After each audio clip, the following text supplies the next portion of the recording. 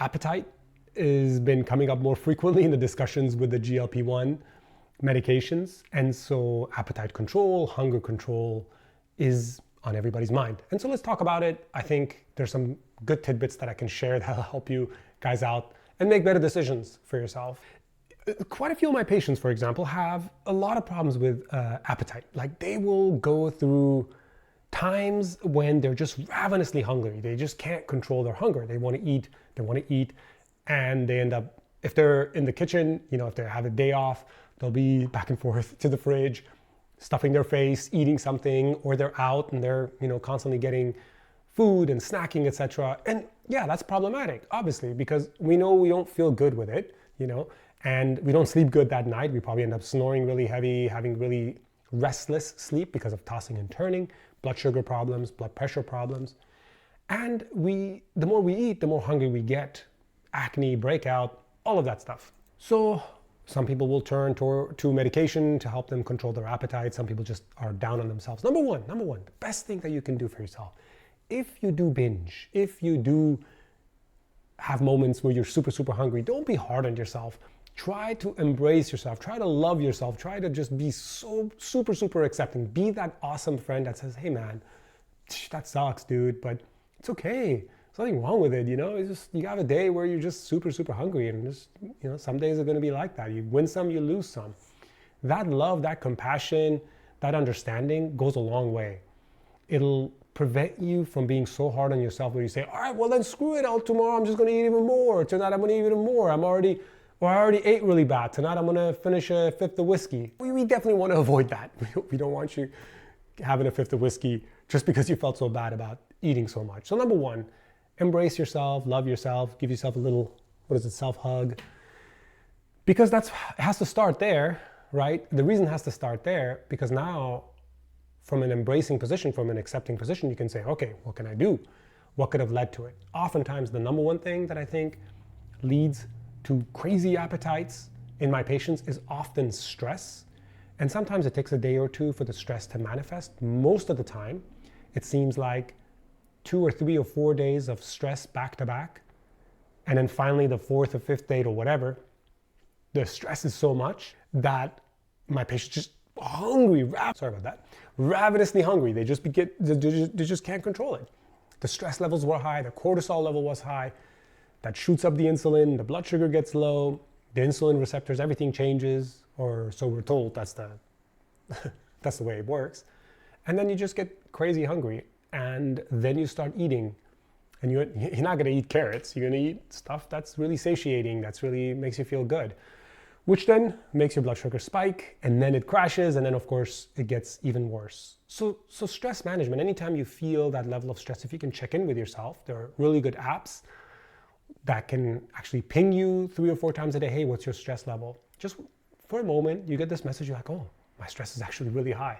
What can I do? Maybe I need to go for a walk. Maybe I need to do some breathing exercises. Maybe I just need to write some things down or talk to someone and talk about my stress level. That already will bring your stress down big time. Looking at some kittens fighting will bring your stress level down.